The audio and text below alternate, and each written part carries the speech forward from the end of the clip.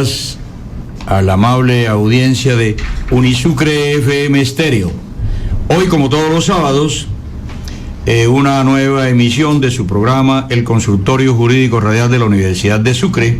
Entonces, con la dirección general del doctor Jaime de la Osa Velázquez, rector de la Universidad de Sucre, con la dirección ejecutiva del comunicador social Francisco Monterrosa Caro, y con la conducción de este servidor Miguel Romero Moreno, docente de cátedra adscrito al Departamento de Derecho de la Universidad de Sucre, con la técnica de Rafael de Ávila. El invitado de hoy es un abogado ya conocido por la audiencia, ha estado en otros programas hablando del mismo tema. Se trata de un contador abogado, el doctor Yair Alexander Díaz Pulgarín, que es, como ya dije, abogado, contador público, abogado de la Universidad de Sucre, contador público, magíster en tributación y política fiscal, especialista en docencia universitaria, asesor contable y tributario, docente universitario. Quiere esto decir que el doctor Díaz Pulgarín tiene pues un amplio conocimiento del tema que vamos a hablar hoy. Hoy vamos a hablar de la reforma tributaria, este tema tan espinoso, tan candente, tan polémico, que se ha prestado a todo tipo de comentarios, conjeturas, memes, etcétera, etcétera. Bueno, como quiera que antes se me olvidaba que las inquietudes, preguntas, comentarios, participaciones nos las pueden hacer llamando al celular 302-294-3576 o a WhatsApp, a mensaje de texto o de voz. Bueno, como quiera que aquí quien lleva la palabra es el doctor Yair Díaz Pulgarín. Adelante, doctor, lo estamos escuchando. Buenos días, doctor Romero. Buenos días a los presentes, a la audiencia en especial. Muy buenos días para todos. Bueno, es un tema que es un tema bastante amplio. Esta reforma tributaria tiene muchas aristas, pero yo le invitaría, doctor Romero, a que pues nos va de pronto con la audiencia suya y de la universidad, que tengamos que hacer otro programa más adelante, puesto que en estos momentos vamos a hablar de un proyecto de reforma tributaria, lógicamente que ya se hizo, Cámara, Senado hicieron la conciliación de unos temas que quedaron por definir, pero texto oficial no tenemos, reforma tributaria oficial no tenemos. Esperamos que la conciliación ya quede erradicada el día martes, esperemos sanción presidencial miércoles, jueves, para que podamos estar hablando de una reforma tributaria como tal. Pero en síntesis, pues ya la esencia de la reforma pues ya la tenemos en sí como tal. Entonces, yo comienzo por participarles que, leyendo la exposición de motivos de la reforma, es una exposición de motivos coherente, razonable, y como en sí el mismo texto o la esencia del proyecto de la reforma tributaria, que habla o va específicamente a la igualdad y la justicia social. En eso pues se destaca en el contenido de la misma pues los elementos que en ella se ven, no sin dejar de lado algo fundamental que en mi existencia, de mis poquitos años que tengo de vida y lo que me cuentan los que estuvieron antes que yo existiera, que tenemos el primer gobierno de izquierda, y esta es la primera reforma tributaria que nosotros encontramos en un gobierno de izquierda, cuando el 8 de agosto, un día después de posesión del presidente, presentó una reforma tributaria bastante ambiciosa, que se hablaba de 80 billones de pesos, pero es de aplaudir ese consenso que se ha logrado entre los gremios y la aceptación del gobierno, escuchar el clamor de los impactos negativos que podía tener el proyecto inicial, y se han hecho una serie de ajustes que pues antes del tema de la conciliación ya iban 22 billones de pesos, y parece que se cierra un proyecto de reforma tributaria de 20 billones de pesos. Doctor Yair Díaz, con lo que usted acaba de decir, podríamos predicar que esta no fue una reforma tributaria impuesta a pupitrazo, sino que fue consensuada con los gremios. ¿Hubo algún tipo de consenso entre el gobierno, entre el ministro de Hacienda y los gremios de la producción? ¿Se podría decir de esa manera? Claro que sí, doctor. Sí se escuchó a todos los sectores, a todos los gremios. Se demostró, pues lógicamente no de manera impositiva por parte del gobierno, sino que había uno en el proyecto inicial, habían unos sectores que se iban a golpear de manera agresiva cuando nos iban a cambiar el sistema tributario, que de una u otra manera lo cambiaron, pero ya se evidencia y se centra en aquellos ingresos altos de las personas naturales. En las personas jurídicas, pues de pronto algunas excepciones salen del contexto. Pero sí se escuchó a los gremios y es esta parte pues a aplaudirla.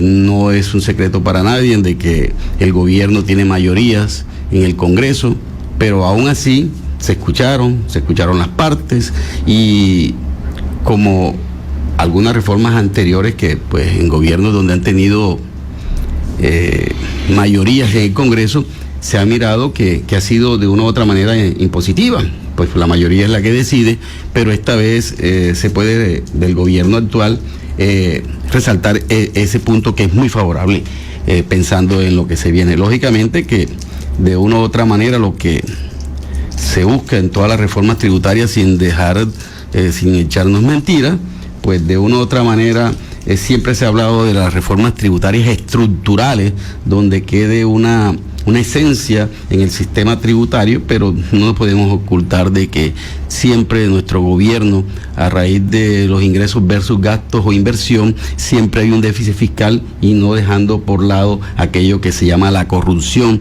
que permea nuestro país. Entonces, lógicamente, esos aspectos pues van a buscar que de una u otra manera lo que el gobierno necesite en la reforma tributaria sea mayor recaudo, y eso pues tiene que afectar a alguien, y en estos momentos pues lo vamos a mirar que va a afectar bastante a las personas naturales, y más adelante lo miraremos en el tema del impuesto al patrimonio, que ya va a quedar de manera permanente, y pues de una u otra manera se desestimula la inversión local y extranjera.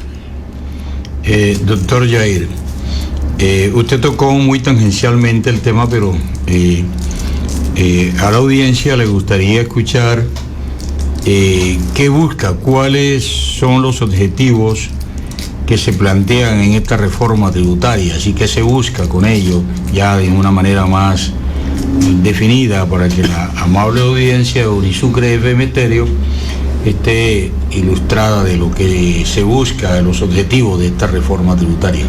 Que dicho sea de paso, no se le cambió el nombre con eufemismos, sino lo que es una reforma tributaria, así de frente. Se le dijo al pueblo que era una reforma tributaria y que como tal se discutió, y así lo sabemos. Adelante, doctor.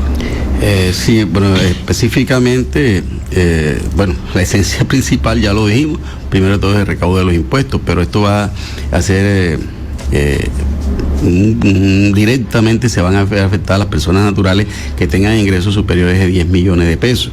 En el tema de la renta, va a haber una disminución en los ingresos no constitutivos, en las rentas exentas.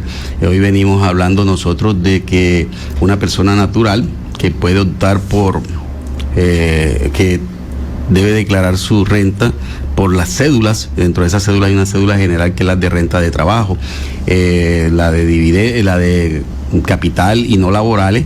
Pues en esa renta de trabajo, hoy nosotros hacemos una depuración de los ingresos, le restamos los aportes a salud, pensión, y luego hacemos unas deducciones que son el dependiente económico, medicina prepagada, impuestos agravados de los movimientos financieros, y por allá vemos en el artículo 206 numeral 10 que tenemos derecho a un 25%. Eso estaba limitado a unas VT que hoy nos hacen una reducción significativa, que nos las dejan en 790 VT. Ahí va a haber un impacto. Otro tema que tocan es el cambio de la tarifa de los dividendos. También, como les había dicho, se crea el impuesto al patrimonio para aquellos patrimonios líquidos a 31 de diciembre, o más bien el 1 de enero de 2023, superior a 2.700 VT. Estamos hablando del impuesto a las bebidas azucaradas, estamos viendo una sobretasa, un incremento porcentual de la tarifa del impuesto de renta de las empresas de hidrocarburos, de carbón, etcétera. También miramos, esa es la parte impositiva. También podríamos decir en la parte benéfica de este tema de la reforma como tal, pues podemos centrarnos en el régimen simple de tributación. De pronto la audiencia no tiene muy presente el tema de régimen simple de tributación, que es un régimen alternativo al impuesto de renta. Es un sistema el cual se tributa por los ingresos. Quiere decir lo anterior, de que el contribuyente que opte por este régimen no se tiene que preocupar por soportarle a la administración tributaria lo que es los costos y deducciones, porque es que hoy es algo bastante complicado, y pues sirva de paso hacerle un llamado, una invitación a la audiencia, a sus asesores tributarios y a uno como persona natural específica, de que es que uno maneja de manera lineal. Pues si yo tengo unos ingresos de 1.000 millones de pesos y compré y pagué mis gastos de 800, pues la teoría lógica matemática es que sean 200 millones de pesos lo que gané, y sobre esos 200 millones tendría yo que determinar el impuesto de renta.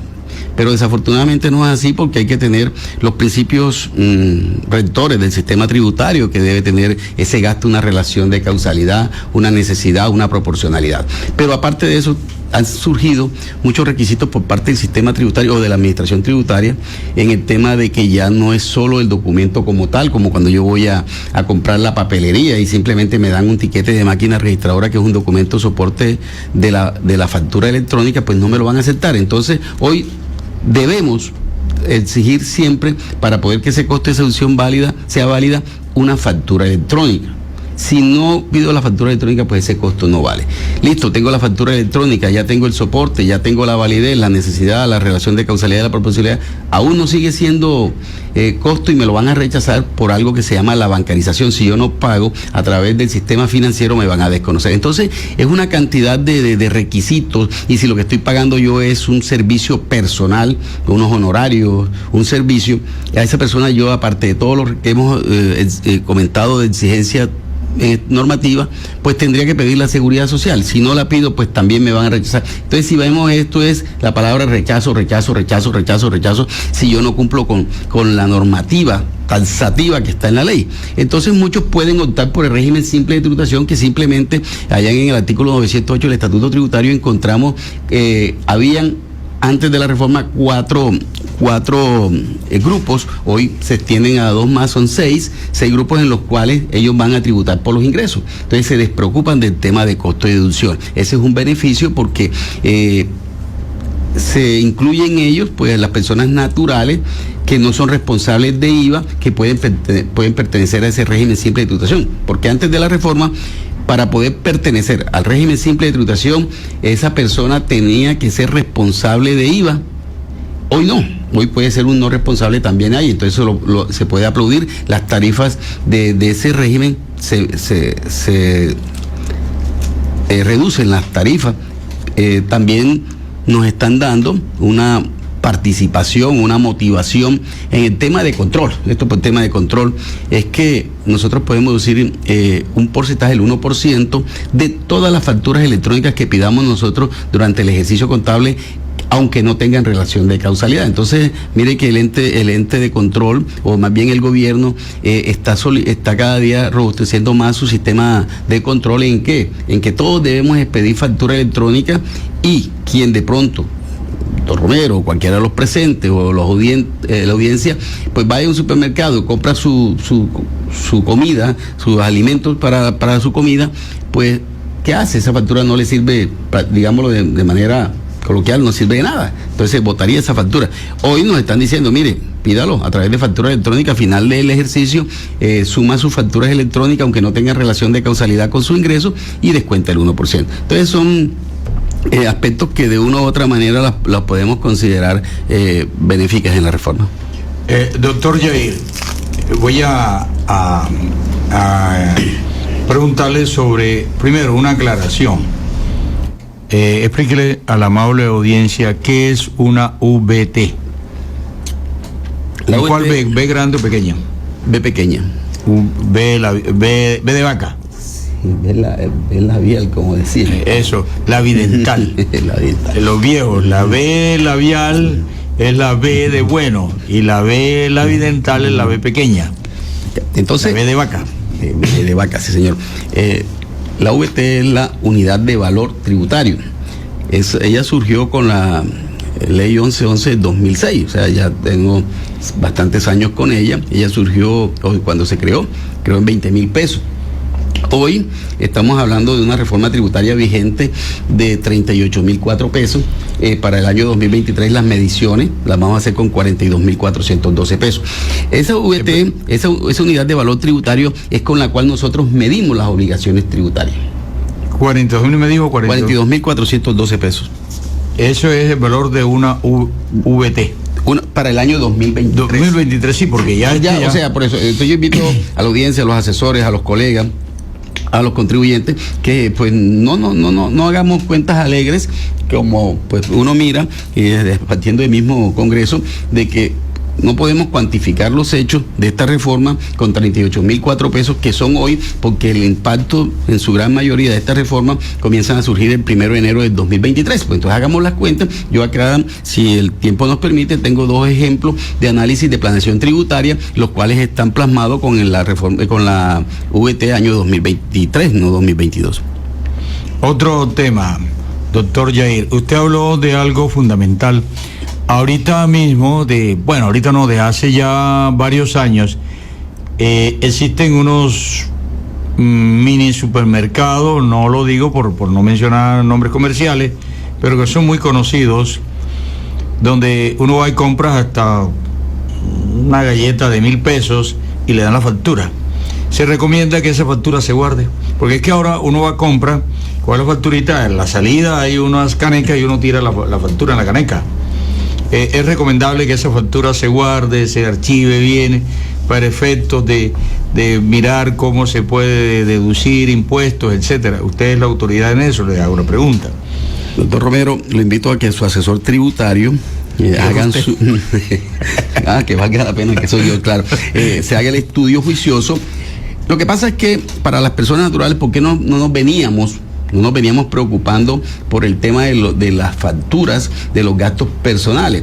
Porque es que por allá, como ya lo habíamos citado, el artículo 206, numeral 10, le otorga a las personas naturales a todas el 25% de renta exenta. O sea, si usted se ganó o tuvo ingresos más bien de 1,000 millones, ya 250 millones inmediatamente lo podríamos considerar exento de renta. Lógicamente que habría que hacer una determinación antes de ingresos no constitutivos y etcétera. Pero pongamos el ejemplo de 1,000 millones, 25% de 250, ya no pagarían impuestos. Ese 25% lo contempla el gobierno como la necesidad de los gastos personales. Y a eso le podíamos sumar que lo permite hasta esta reforma tributaria el 10% de dependiente económico. Entonces, mire que usted no tiene que justificar cuánto pagó de colegio, usted no tiene que justificar cuánto es el transporte de los hijos, no tiene que justificar la comida, el arriendo, etcétera, etcétera, porque ya por el solo hecho de ser persona natural residente en Colombia, ya usted tiene un 35% que por normativa se le reduce de su renta. Entonces, eso equivaldría a lo que usted toma ese etiquete de máquina registradora, factura que le entrega en el supermercado y le dicen un Michael Jordan directo a la canasta, ¿cierto? Pero hoy lo que busca el gobierno a través de la reforma tributaria son 2 cosas. Primero, pues la administración tributaria está muy robusta hoy. Es por tanta información que tiene la administración tributaria. ¿Qué información tiene? La factura electrónica. ¿Qué es la factura electrónica? Pues una factura que tiene validación previa. ¿Qué es validación previa?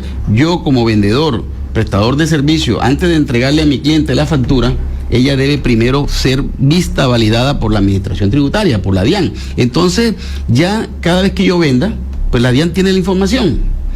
Hoy hay unas personas que no son responsables del impuesto a las ventas, ya lo dice el parágrafo 3 del artículo 437, aquellas personas naturales que cumplan unos requisitos de ingreso, de consignaciones, establecimientos, etcétera, ellas no están obligadas a facturar.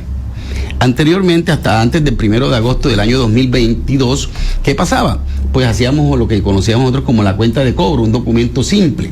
Hoy no, hoy se tiene que elaborar por parte del adquirente, que es facturador electrónico, un documento soporte de los no obligados a facturar electrónico. Quiere decir que cada vez que yo le estoy comprando a alguien que no está obligado a facturar, tengo que hacer ese documento soporte electrónico. La DIAN lo está recibiendo, o sea, previo a cualquiera de las actividades. Entonces, si vendo, ya la DIAN tiene la información. Si estoy pagando un servicio al que no está obligado a facturar, lo está recibiendo.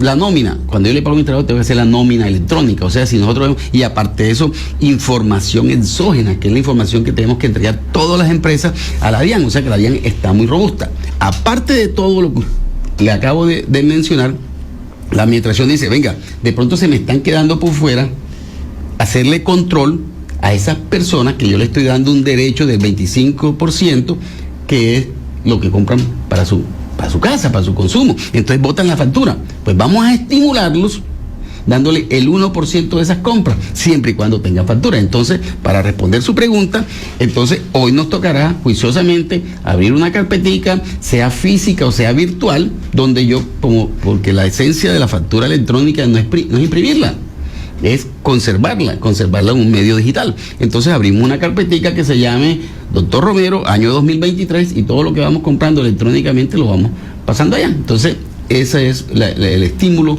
que está buscando, estímulo control que está buscando el gobierno a través de ese incentivo del 1% de los... Gracias, doctor Yair, muy didáctica su información. Cabe otra pregunta para los profesionales independientes, contadores públicos. Bueno, ellos sí saben cómo es el manejo, ustedes saben. El caso de nosotros los abogados, que eso siempre nos queda cuellón, lo de la reforma de los aspectos tributarios, siempre tenemos que estarnos apoyando en ustedes los contadores. Usted tiene la suerte de ser ambos, de estar en ambos equipos, ser abogado y ser contador. Entonces, resulta que yo soy persona natural, régimen, ¿cómo es? Simple.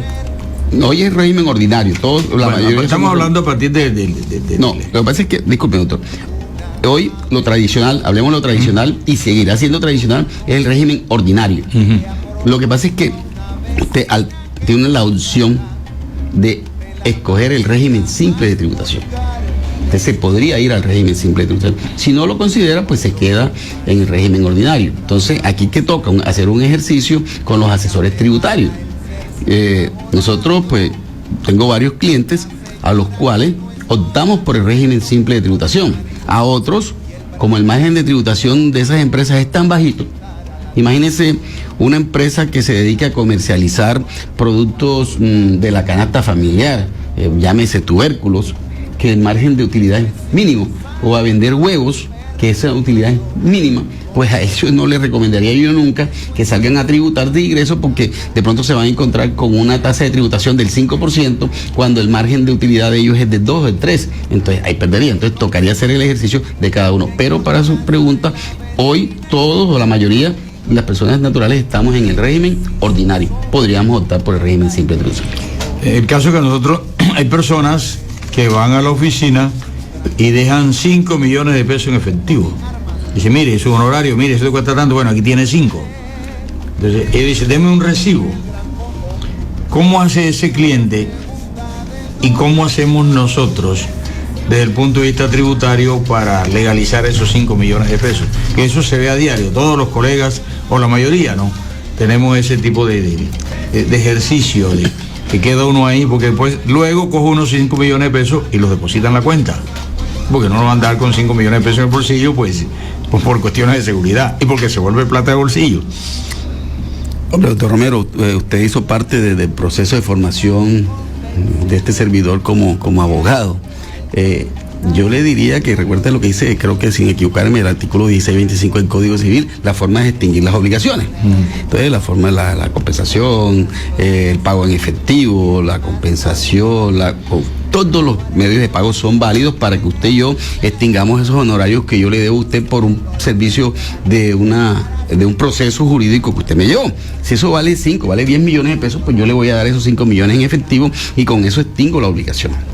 Ahora, Yo como soy el receptor, en caso del abogado, receptor del ingreso, yo tengo ningún problema. ¿Por qué? Porque estoy recibiendo el dinero, sea en mi arca personal o sea a través de las consignaciones.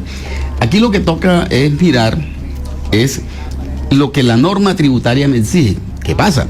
Que si esos 5 millones de pesos se lo está pagando a usted una persona jurídica o alguien que declare renta y se lo está cancelando porque es que la empresa tuvo un litigio laboral porque despidió de manera injustificada a un trabajador, y entonces por demostrar, por hacer el proceso de que no fue o sí fue, usted cobró 10 millones. Si la empresa o la persona natural que le paga esos 5 millones y se lo entrega en efectivo, doctor Romero, resulta que la administración tributaria solo le aceptaría, lógicamente que hay que hacer otros análisis cuantitativos, solo 100 VT en pago en efectivo. O sea, si hoy la VT es de 38.004 pesos, estamos hablando de 3.800.000. Entonces, si la empresa le pagó 50 millones, 20 millones en efectivo, pues la respuesta yo creo que está clara. El resto que supere de 3.800.000 no se lo acepta la administración tributaria. Aparte de eso, que hay que hacer un cúmulo de todos los pagos en efectivo del año de las empresas, porque si supera unos topes que establece la norma, también serán rechazados de manera individual y de manera colectiva. Entonces, ¿qué podemos invitar a la audiencia bajo esa pregunta, bajo este contexto? Adaptemos en nuestro sistema de pago la bancarización, sea transferencia electrónica, tarjeta de débito, tarjeta de crédito, consignaciones, cualquier medio de pago válido para que mañana o pasado no tengamos problemas. Porque tengámoslo por seguro, doctor Romero, la bancarización, si no me equivoco, creo que fue con la reforma tributaria 18-19 del 2016. O sea, el 2016 estableció la bancarización. O sea, que nosotros tenemos bancarización desde el año 2017. Hoy estamos en el 2022, 5 años después. O sea, que ya hoy, cuando un funcionario de la administración tributaria llegue a hacerme una auditoría de impuestos, pues uno dentro de los elementos que me va a pedir son todos los requisitos que habíamos hablado anterior de factura electrónica, etcétera, y dentro de ellos me va a hacer los límites de bancarización y me va a rechazar. Entonces, una empresa pequeña que la mayoría de los elementos o del gasto o del impacto en la reducción de la renta es la nómina. Entonces, yo como el trabajador no tiene cuenta, entonces tengo que pagarle en efectivo porque tenemos esa costumbre que el trabajador no ha sacado cuenta y que no sabe manejar los cajeros, por ende lo voy a pagar en efectivo. Pues, señor empresario, señor contribuyente, usted está en un riesgo inminente de que cuando lo visite la administración tributaria le corrija las declaraciones, expulsándole o rechazándole esos gastos que, aunque hayan tenido toda la legalidad, no serán aceptados. Bien. En esta reforma tributaria, doctor Yair, ¿cómo queda la parte tributaria en lo referente al patrimonio? Bueno, resulta que esta reforma tributaria trae de manera permanente el impuesto al patrimonio. Esto pues va a ser para las personas naturales y sucesiones ilíquidas. También allí lleva a las personas extranjeras, nacionales o extranjeras, que no tengan residencia en el país. Este impuesto pues se va a gravar del patrimonio que tengan las personas naturales a partir del 1 de enero del año 2023. Y el patrimonio ya depurado luego de las deudas que tengan sean de 72.000 VT. Entonces ahí nos tocaría multiplicar y nos vamos a dar cuenta que eso está por allá por 2.700 millones de pesos. Entonces, quienes tengan un patrimonio al 1 de enero superior a 2.700 millones de pesos, pues van a tener que tributar lo que es el impuesto al patrimonio.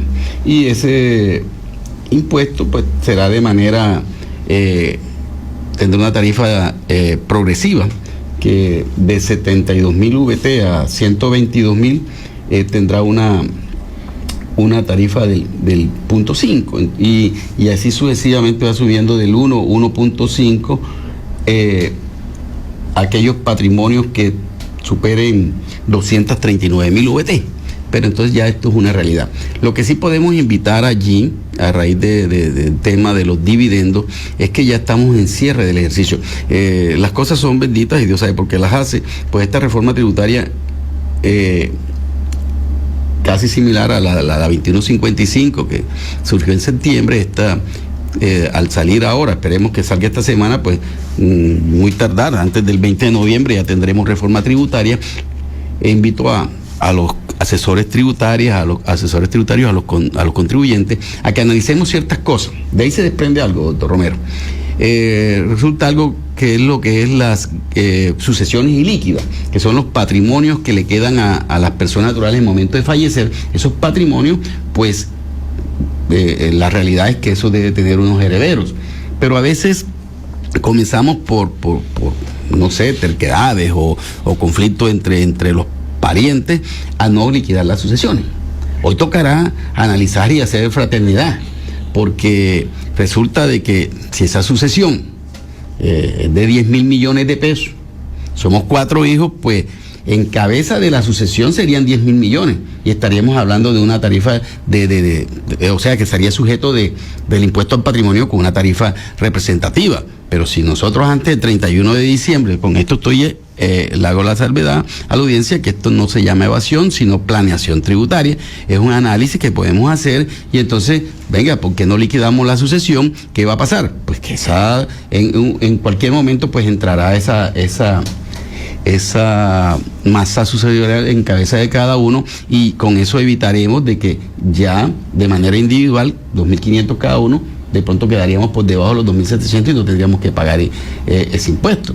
Eso por ese lado del impuesto al patrimonio. Segundo, los invito a que miremos, también confrontemos la situación si de pronto esos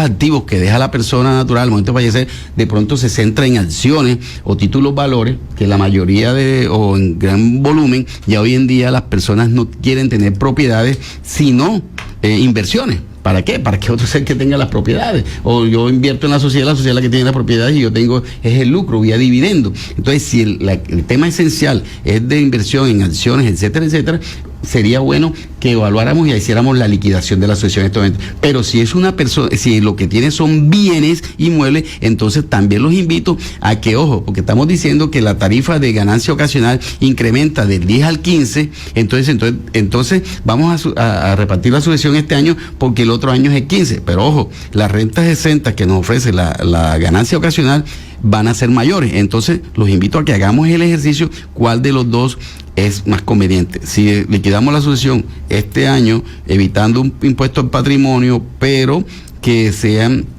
con el gran volumen de acciones, sería maravilloso hacerlo. Ahora, el otro tema, que son propiedades, los invito a que evalúen y no liquidemos la sociedad este año, sino el año siguiente, porque las rentas exentas, aunque la tarifa es mayor, es más alta la renta exenta. Doctor Yair, aquí pensando como abogado, resulta que el ejemplo que usted puso, hay una sucesión, 4 sucesores. Para el ejemplo, la masa herencial está representado en bienes inmuebles, propiedades, 10.000 millones de pesos. Por lo que usted dijo, la terquedad, las rencillas que se dan entre los familiares, pues no hacen, no proceden a hacer la liquidación de la sociedad, a iniciar el proceso de sucesión y se van. Entonces estamos hablando de 10.000 millones de pesos y continúa y no se ponen de acuerdo. Le viene el impuesto para el año 2023, el impuesto del patrimonio, 2 años, 2023, 2024, no pagan. Sí, pero mientras están con la rencilla, que no se ponen de acuerdo. Mi pregunta, ¿puede la DIAN, como son 4, nadie se allana a pagar esos impuestos, el impuesto al patrimonio, porque, bueno, entonces, ¿puede la DIAN, en este caso, iniciar el cobro coactivo en contra de la sucesión? Sí, correcto, claro que sí. ¿Y con el respectivo embargo? Total. Entonces, ahí sí. No, por eso, o sea, es que esto es de tomar decisiones, porque es que esa facultad la tiene la administración. Ella no tiene que presentar la demanda ante ningún juez. ellos directamente sí, claro, ellos directamente hacen cobro coactivo, eso es cobro coactivo ellos mismos. Directo, ellos no tienen por qué. Entonces simplemente ¿quién es el contribuyente? La asociación ilíquida. ¿Qué es la asociación ilíquida? La masa sucesorial de todos los activos que tenga. Superan 2.700 VT, pues ya sabemos que está obligado a contribuir, la obligación formal de presentar la declaración y pagar el impuesto al patrimonio, que si no se ponen de acuerdo debe haber un administrador, debe haber algo, y si hacemos omisión al tema, pues sabemos que aparte de lo que es el impuesto, las sanciones de temporalidad, los intereses y todo, pues la administración tributaria habrá su proceso y habrán los embargos respectivos de momento si no se ponen de acuerdo. Mire que esto ya queda permanente. Entonces es un tema de que se invita a la audiencia a que miremos qué conforman esos bienes que deja la persona natural, porque si son sociedades, me atrevería a decir, hágalo ya. Si son bienes inmuebles de cuantía significativa, pues analicemos el tema, no nos dejemos ir por la premura de que como la tarifa de la ganancia ocasional para el año 2023 es mayor que la del 2022, entonces liquidemos ahora. No, ojo, haga el ejercicio, un Excel, a un lado lo actual y en otra hojita de Excel la del 2023, y se va a dar cuenta que como las rentas exentas van a aumentar de la casa habitación y de los otros componentes de la masa sucesorial, le puede ser más conveniente. Bien, usted en la intervención anterior hizo alusión a que muchas personas naturales, no están invirtiendo en inmuebles, sino en acciones. Y esas acciones de empresas son el patrimonio, ¿cierto? Pero que en el caso de las acciones, esas acciones producen unos dividendos. ¿Qué pasa con esos dividendos? ¿Cómo quedó la tributación en cuanto ya no al patrimonio como tal, sino a los dividendos? Bueno, perfecto. Ese es otro tema importantísimo y en planeación. Maravillosa la pregunta. Lo que pasa, doctor, es que esta reforma tributaria es amplísima, tiene bastante componentes, demasiado, y creo que debemos hacer otro programa para que de pronto surjan las dudas y terminar de aclarar alguna cosa. Pero en el tema de los dividendos, hoy el artículo 242 del Estatuto Tributario nos dice que los dividendos que se consideren como ingresos no constitutivos, ¿cuáles son los ingresos no constitutivos? Aquellos donde la sociedad pagó el impuesto. ¿Cierto? Ya la sociedad pagó su impuesto a su tarifa 35%.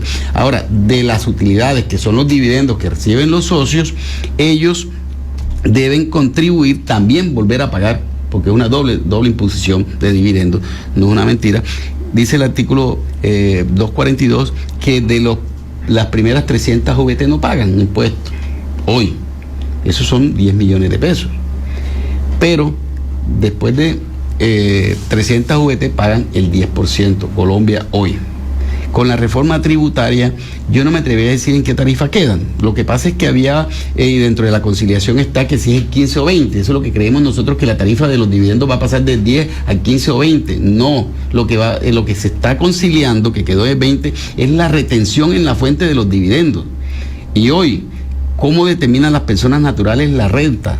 La renta es sumar la cédula general, la cédula de dividendo y la renta de pensión. Sumamos eso y lo llevamos a la tabla del 241. Pero ojo, hoy nos está diciendo que nosotros vamos a incorporar en la suma de las cédulas los dividendos. Yo pues planteé un ejercicio sencillo de una persona que recibe dividendos de 2.000 millones de pesos. Hoy, sin vincularle otros temas laborales, ni de capital, ni nada, que a partir del 2023 habría que sumarlo. Hago el ejemplo que voy a plantear, solo 2.000 millones, sin ningún otro tema de ingreso. Hoy, esos 2.000 millones de pesos estarían pagando, pues, la suma de, póngale usted, unos 332 millones de pesos. Perdón, ya le digo a usted. Hoy, aquí estamos tomando mal el dato, pagamos 160 millones de pesos hoy, de esos 2.000 millones de ventas. Con la aplicación de la tabla del artículo 241 pasa a 344 millones. Entonces mire que es excesivo el solo cambio de aplicarle a los dividendos lo que yo recibo, restarle 300 y lo que quede, aplicarle el 10%. Acá, ¿qué es lo que nos están diciendo? Venga, tráigalo a la tabla del 241. ¿Y en qué consiste esa tabla del 241? Que es que de 0 a 1090 VT no paga impuestos. de 1.090 a 1.700 paga el 19%. De 1.700 a 4.100 es 28% y ahí va subiendo hasta el 39%. Entonces es una tabla marginal progresiva de la que nos están colocando hoy, donde van a entrar a computarse los dividendos. Por eso no me atrevería a decir cuál es realmente la tarifa de los dividendos, porque dependería de cada persona cómo son sus ingresos, cuál es el monto y cómo haría. Entonces, para cerrar esa pregunta, es la invitación de planeación tributaria. Creo que es conveniente para las empresas hoy hacer asamblea extraordinaria, decretar dividendos, pagarlos antes del 31 de diciembre. Es más, ni siquiera tendríamos que pagarlos, porque la norma me dice a mí que se decreten. O sea, que la asamblea tome la decisión de decretar los que queden decretados en el 2022, aunque se paguen posteriormente, y quedaría con la tarifa que tenemos hoy. Fíjense que hay que hacer la salvedad de que usted no está incitando a la evasión tributaria, planeación tributaria, sino planeación, análisis, y que está contenido en la norma. O sea, la norma misma da el procedimiento, las herramientas para seguir adelante. Doctor Yair, como quiera, que estos son temas que cualquier pregunta que le haga ahora no la va a resolver en 5 minutos, porque es un tema bastante profundo. Aquí enseguida lo comprometo ante la amable audiencia de Unisucre FM Estéreo para el sábado 26 de noviembre continuar con el asunto en el punto en que nos quedamos. Entonces queda comprometido, sábado 26 de noviembre continuamos con el tema, y ya para esa fecha de seguro ya tenemos una reforma tributaria que será ley, porque tal como usted dijo, esto viene para... creo que se aprueba el martes, y entre miércoles y jueves estaría recibiendo la sanción presidencial. Bueno, feliz fin de semana a la amable audiencia, y que descansen, un fin de semana largo, un fin de semana de puente, y a las personas presentes. Rafael, muchas gracias. Doctor Yair, estimado amigo, feliz fin de semana y hasta luego. Gracias, hasta luego.